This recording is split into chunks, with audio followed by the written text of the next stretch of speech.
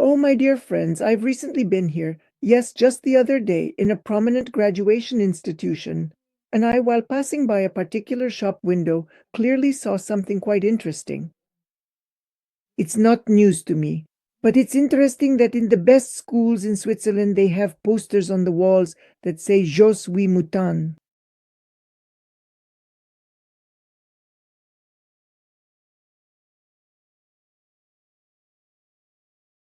MSV mutant. It's clear? I am a mutant. So, what does that mean? Maybe it won't be so clear to all of you if I just say that mutants live among us. But a large number of them have been created, mutants who already live among us.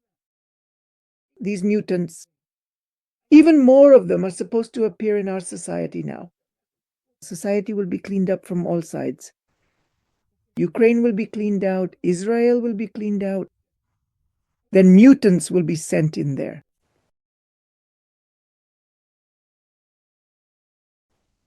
Josie is a mutant. We will be obliged to show respect. We will be obliged to be loyal and tolerant toward people. But they're not people, right? They're mutants. That's a different thing.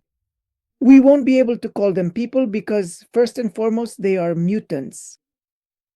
How long have they been introduced into society? A very long time. There's a movie like that. It's called Oh, Lucky Man.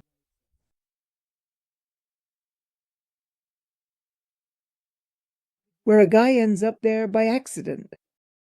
From Manhattan, New York, he somehow ends up in some clinic and wakes up, and his body, his head is his own, he understands everything, but his body is that of a bull. He wakes up in the body of a bull.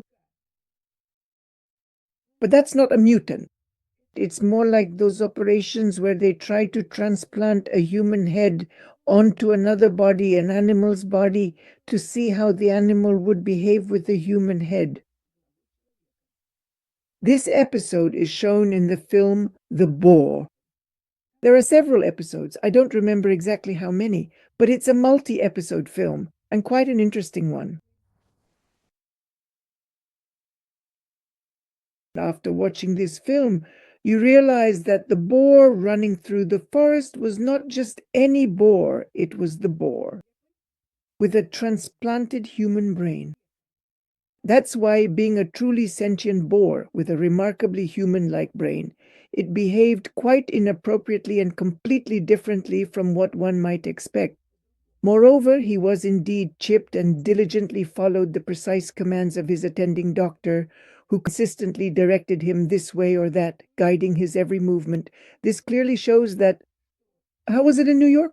Some year, I don't remember exactly when they released Oh, Lucky Man. I'm probably 67. Can you imagine how long ago that was? Did you know about this or not? Yeah, it never even crossed your mind. Back then I watched things that were never shown in Russia. Here it was all those so-called Indian movies. And for us, Indian cinema was a kind of culture. We showed Spartacus. That was an American film. And my mom would come home and we'd ask, Mom, so how was it? The movie? You see, there really weren't any movies in Russia back then. And our mom would sit down and retell the story to us. I was already sleepy. I wanted to go to bed.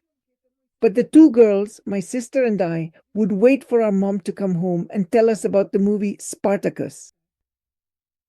We really wanted to hear it. We were so curious. You see, in Russia, in the Soviet Union, we were so far removed from any kind of culture. Now, it might seem to you that this culture has always been with us. And what is the culture in front of you now? Pop, unnecessary, scary pop that is around you. And this is culture in the form of the same, Maxim Galkin, in the form of Korotsov. Yes, this is indeed a pub, and these are certainly songs emanating from a pub. This, however, is absolutely not culture. But on the other hand, our opera singer Maksakova has been sentenced to arrest, and she has already been arrested in absentia because, living in Germany, she says something wrong about Russia, calls for something there. Maksakova, yes, I don't know. I haven't heard from her in a long, long time, probably about 2 years now. But she used to tell interesting things that we didn't know. And for those who don't know, I just recommend listening if you want to know something about officials. She talks a lot about the lives of officials, about how they live, debauchery, cocaine, drinking, who is seeing whom. It might seem like you're not interested in that, friends, right? But you need to know this so you don't end up telling me that you respect them. Here I have one of my subscribers who has been with me for a very long time. She was in correspondence, a woman, very smart herself, knows the language or languages well. And she has such an unfortunate fate. Life gives us trials, yes. And these trials she did not overcome in her life. Trials as far as I can see. I wanted to help her, but she doesn't listen. That means she can't get through them. She just can't hear, even if you are giving her the right advice. So she gave me as an example 2 guys who are homosexuals, let's say, by their orientation. One of them, well, I think you know the one who even appeared on my channel. And the second is another one. He broadcasts in English. She sent me his videos to listen to and was very enthusiastic about him, proud of him. And then she writes to me, I pray for them. They need my support. Then she writes to me again about how everything around is dirty. People are dirty. And why does she have such a fate? To which I reply, how come you pray for people who, in essence, are dirty in their moral, psychological, and physical nature, and then you want your fate to improve? In other words, you haven't learned your lesson. You are given a chance, but you don't learn. You are given something new. It's offered to you, and again, you don't learn. And it's not like she's being beaten or anything, right? She's simply being given the opportunity to look at this situation and that one. No, she stood her ground. She stood up for both guys, saying they needed to be prayed for. And so, for about 6 months, this correspondence went on. I stopped responding too actively to these exclamations that they needed her prayers. I don't think so. I don't think so. These guys want to live their own lives. They want to be that way. And you shouldn't interfere with them. Why?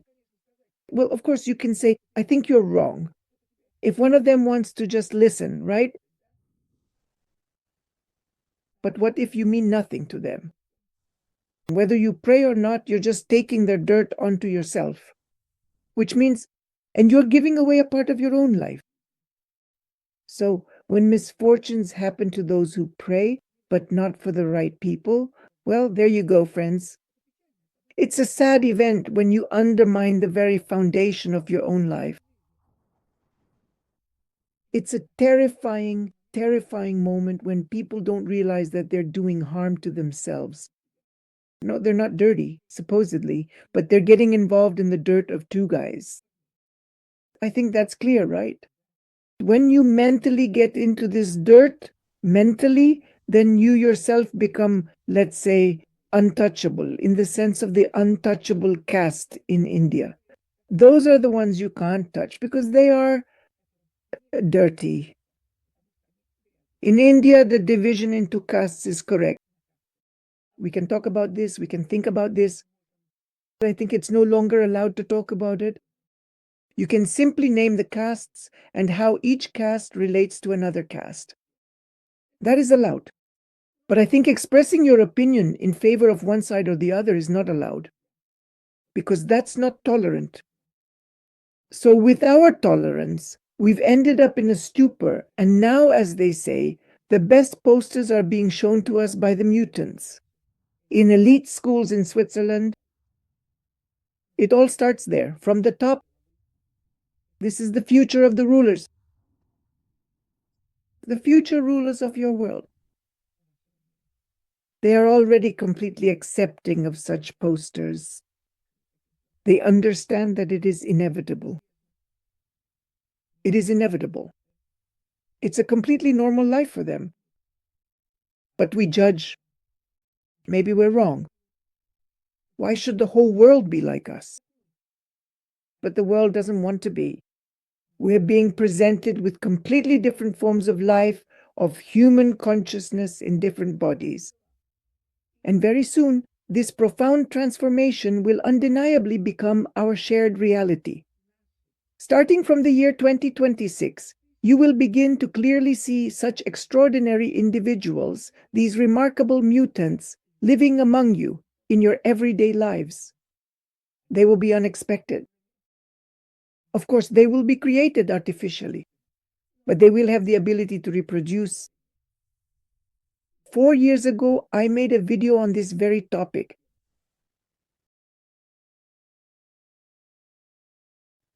Back then, apparently the video didn't attract much interest. And now my message probably won't attract much interest either. But in 2 years, people will start talking about it, and all of you will be thinking and talking about it as if you're hearing it for the first time.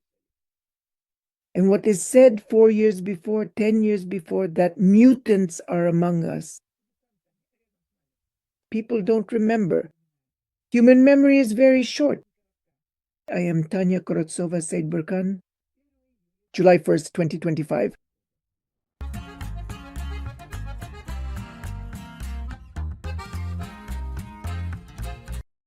Friends, I have found a new platform for posting videos. In Russia and possibly in other countries, YouTube channels and YouTube programs are currently unavailable. This new platform is called Newsrocks, which allows you to post videos without censorship. No, of course, nothing criminal should be there, I suppose, but in general, it's without censorship. I've started to get the hang of this platform. Right now, I'm advertising myself. On this platform, feel free to join if you also want to post content and have people watch it somewhere other than YouTube. Come on in, start your own channels. Very soon, I'll share a link to my page on this platform. That is, my site will be there. My site along with my videos. Come check it out, subscribe. Right, let me know how it works for you.